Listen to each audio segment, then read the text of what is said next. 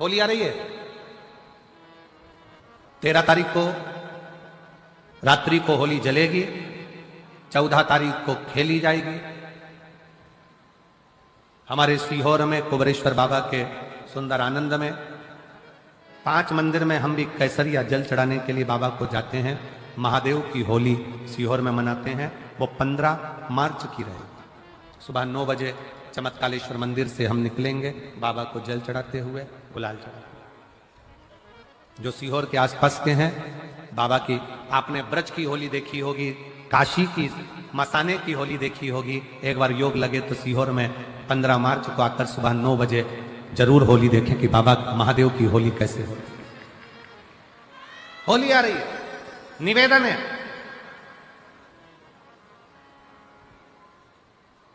अगर किसी को कलर लगा रहे हो, रंग लगा रहे हो, या किसी को रंग में डुबो रहे हो, या किसी को रंग लगा रहे हो, तो प्रार्थना निवेदन उस रंग को लगाते समय, उस रंग को लगाते समय प्रार्थना निवेदन है, उस रंग को लगाते समय इतना विचार जरूर करिएगा कि भगवान को रंग लगाते समय इतना।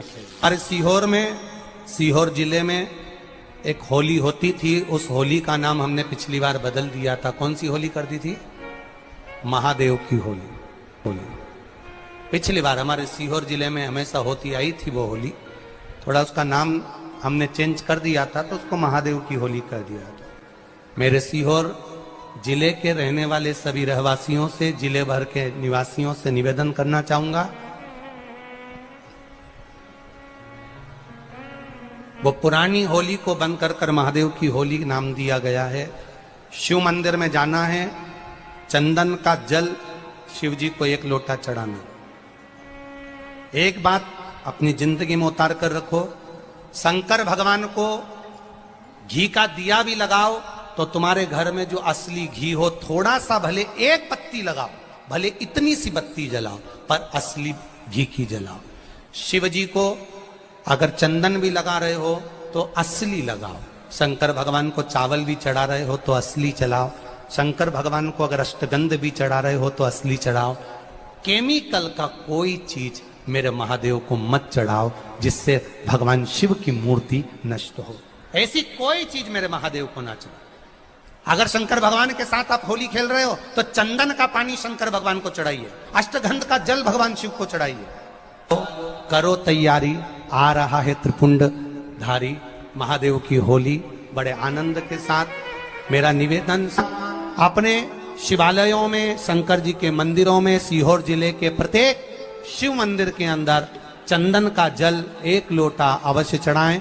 महादेव की होली अवश्य मनाएं और भाव के साथ 5 मंदिर हम भी जाएंगे। कोई जुलूस नहीं, कोई क्रम नहीं, बस बाबा को आराम से जल चढ़ाना ही एक नियम है और बाबा को जल चढ़ाएंगे। आप सब बड़े आनंद के साथ महादेव की होली का स्मरण करिए। महादेव की होली के दिन पर बेलपत्री की जड़ के नीचे जाकर प्रयास करा करो कि लाल चंदन का जल, लाल चंदन को घिसकर कलश में उस चंदन को डालकर जल भरकर उसको बेलपत्री की जड़ के नीचे सींचन करने का प्रयास करा करो।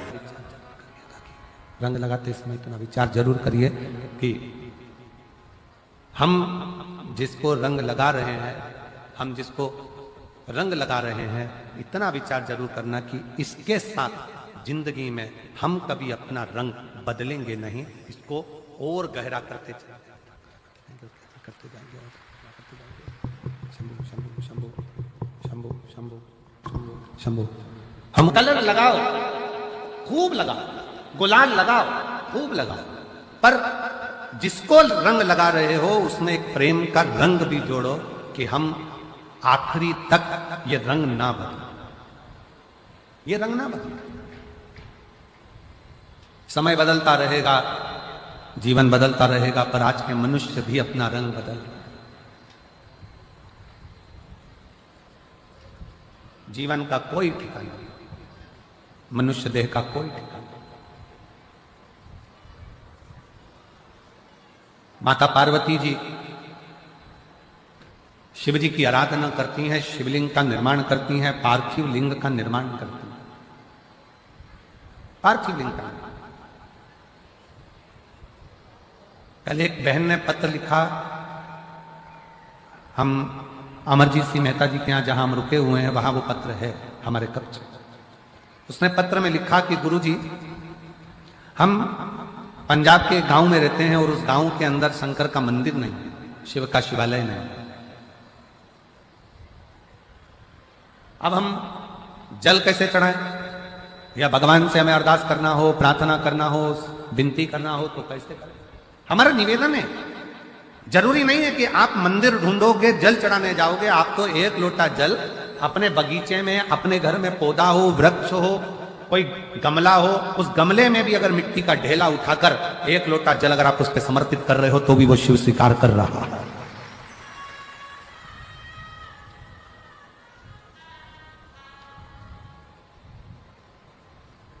शिव स्वीकार कर रहा है। भगवान शंकर उसको स्वीकारेंगे।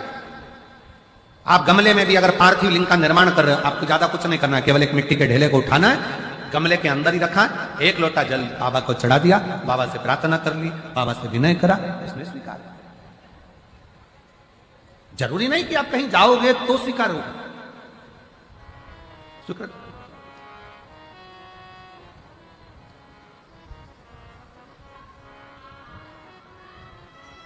आपने दिल से, हृदय से शिव को कहा, शिव ने स्वीकार। शिव को कहा और शिव ने स्वीकार किया। उसको भाव से पूछिए, आप उसको दिल से निवेदन करिए, आप दिल से उसको कहो। पार्वती जी ने पार्थिव शिवलिंग का पूजन करा, पार्थिव शिवलिंग की आराधना करी, पार्थिव शिवलिंग की विनय करा, निवेदन करा, अर्चना करी। और पार्थिव शिवलिंग का पूजन मां पार्वती जी करती हैं। भगवान शंकर पार्वती जी की परीक्षा लेते हैं, बार बार लेते हैं।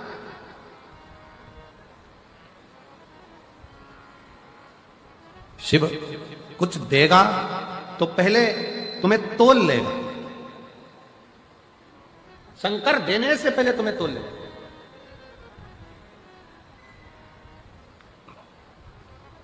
थोड़ी परीक्षा ज्यादा देना पड़ सकता है।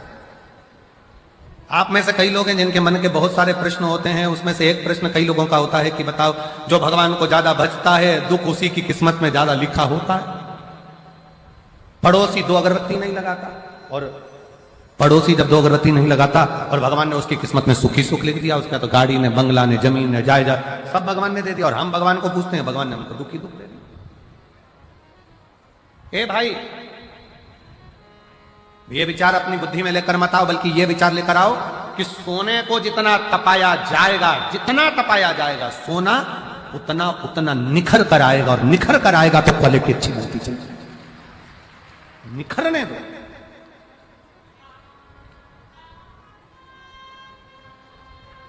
निखर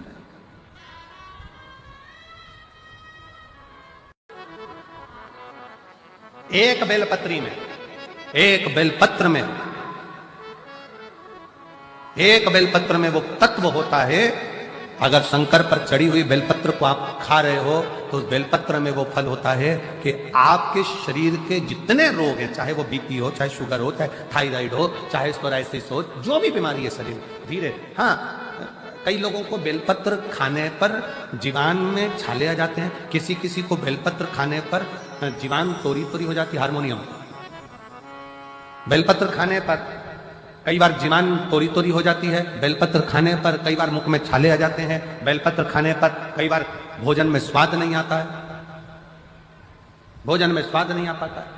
तो निवेदन है, आप ऐसे नहीं खा सकते तो उसको पीसकर गोली बनाकर पानी से निगल जाए। पर बेलपत्र हमारे जीवन में, हमारे स्वास्थ्य के लिए लाभदायक है।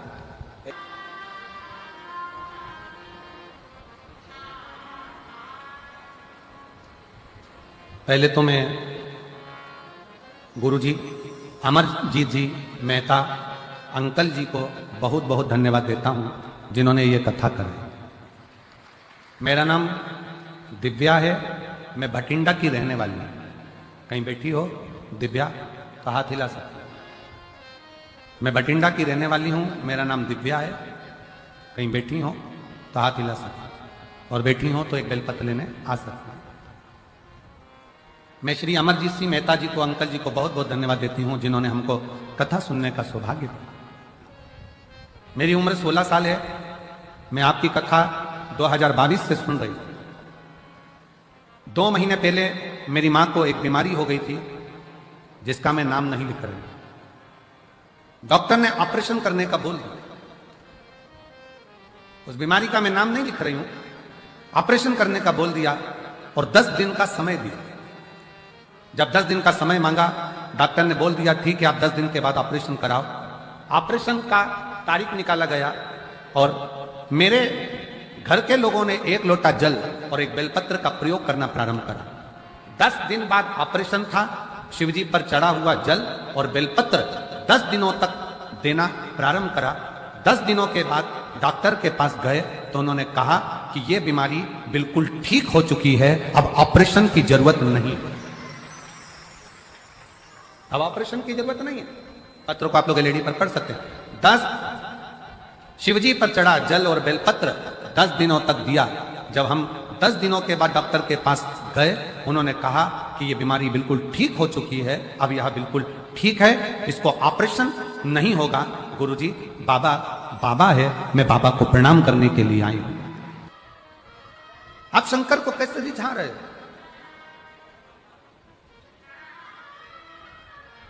मेरी जीजियों, शिव के मंदिर में केवल 1 लोटा जल देने के लिए मत जाओ।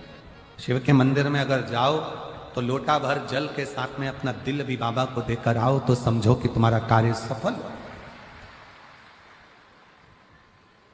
केवल मंदिर में गए, जल चढ़ाया, आ गए, वो श्रेष्ठता। अपने मन से, अपने दिल से बाबा से बात तो करो। कितनी धूप है, इतनी कड़कड़ाती हुई गर्मी में आप लोग बैठकर कथा सुन रहे हो। 200-500 रुपए खर्च कर आए हो। कुछ नहीं तो ऑटो के 50-100 रुपए तो तुमने खर्च करे होंगे। बस का टिकट लिया होगा 100, 150, 200 रुपए का, तब जाकर यहां पहुंचे हो। अब यहां आने के बाद भी आप उस समय को व्यर्थ गंवा दो तो आपका जीवन बेकार है। यहां दीवार के अंदर गेट से प्रवेश जब तुम अंदर करो, गेट से प्रवेश करते समय तुम अपने भीतर का अहंकार, अपने घर छोड़ो और बैठकर बाबा से प्रार्थना करो, बाबा मैं अपने दिल से आपको निवेदन करने आई हूं कि मेरे मन की ये मुराद है। बाबा मैंने आपका स्मरण किया है, बाबा मैंने अरदास करी है, आप उसको स्वीकार करना। और मेरे बाबा अगली बार जब कथा हो तो इस व्यासपीठ पर मेरा भी पत्र पहुंचे, ऐसी करुणा।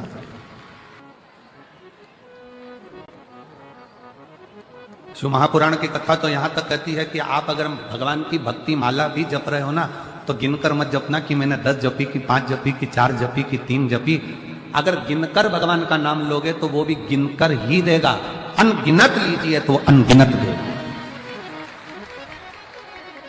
श्री शिवाय नमस्तुभ्यं, श्री शिवाय नमस्तुभ्यं, श्री शिवाय नमस्तुभ्यं, श्री शिवाय नमस्तुभ्यं। अनगिनत नाम लीजिए, अनगिनत।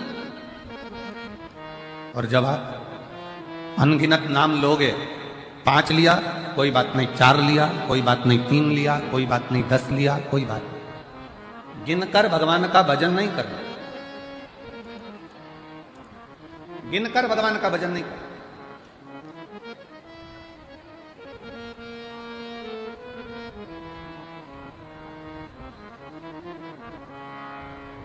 एक महिला बैठी है,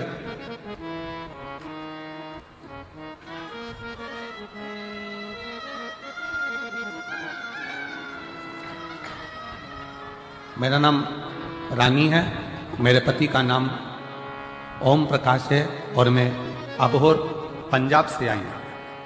कहीं बैठी हो तो हाथ हिला सकती हूँ। अबोहर पंजाब। मेरा नाम रानी है, मेरे पति का नाम ओम प्रकाश है और मैं अबोहर पंजाब से हूँ। कहीं बैठी हो हाथ हिला सकती हूँ। बच्चा आया हो साथ में तो लेकर आ सकते हैं। मेरा मोबाइल नंबर है। मेरी शादी 1997 में हुई थी। जम के बोलो कब हुई? 1997, 97। 15 साल तक हमने डॉक्टरों का इलाज करवाया पर औलाद का सुख नहीं। 1997 में शादी हुई और 15 साल इलाज करा करा कर थक गए, पर औलाद का सुख नहीं। तब किसी रिश्तेदार ने कहा कि वो सियोर वाला महाराज टीवी पर कथा करता है, आस्था चैनल पर आती है, शिव पुराण बोलता है, पंडाल में बैठकर अगर मांगा जाए तो बाबा देता है। शादी के 97 से 2024 में 27 साल हो गए, औलाद नहीं। और 27 साल जब औलाद नहीं हुई तब वो भटिंडा पंजाब की कथा में पिछले वर्ष जो कथा हुई थी 23-24 में, उसमें वो पहुंच गई और बाबा से पंडाल में बैठकर भूमि को नमन कर कर गर्भ से लगाकर प्रार्थना करती है कि दुनिया मुझे बांझ करती है, मेरे घर औलाद नहीं। औलाद मैंने टीवी पर सुना है कि पंडाल में बैठकर जो मांगा जाता है वो तू देता है, क्या सही में देगा?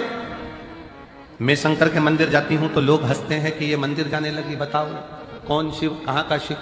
पर ऐसा नजारा कभी नहीं देखा। 18/10/2024 को मेरे घर में बाबा की कृपा से 27 साल के बाद बेटे ने जन्म ले लिया। 27 साल के बाद मेरे घर में बेटे ने जन्म लिया।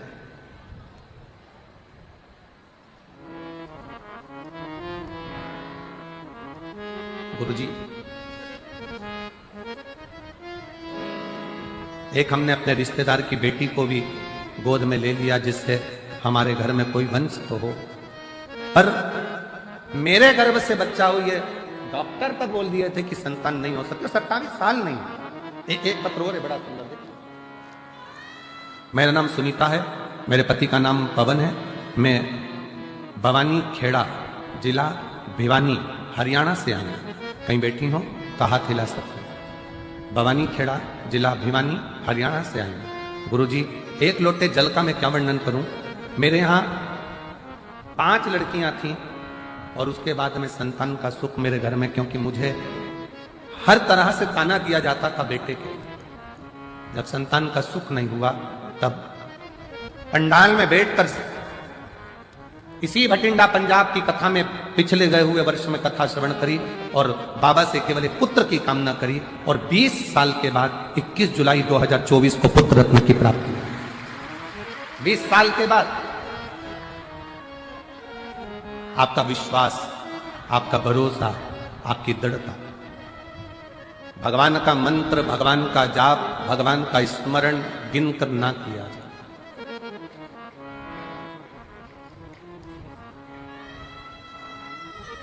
गिनकर नहीं। 15 बार जाप कर लिया, 10 बार जाप कर लिया, 5 बार कर लिया, 3 बार कर लिया, 4 बार कर लिया। हमारे भटिंडा में हमने 2 बार कथा सुन ली। ना ना ना, भगवान से प्रार्थना करना, बाबा ऐसी करुणा करना, इतनी झोली भर देना कि अगली बार मैं कथा कराऊं भटिंडा में और बाबा को बुलाऊं कि तू कृपा। अपनी मेहनत। अब तुम परिश्रम करो ही नहीं, मेहनत करो ही नहीं और भगवान को दिन रात कोसते रहो कि भगवान मेरा काम नहीं हो रहा, भगवान मेरा काम नहीं हो रहा, भगवान मेरा काम नहीं हो रहा, भगवान मेरा काम नहीं हो रहा। दुकान नहीं चल रही है, दुकान से प्यार करो।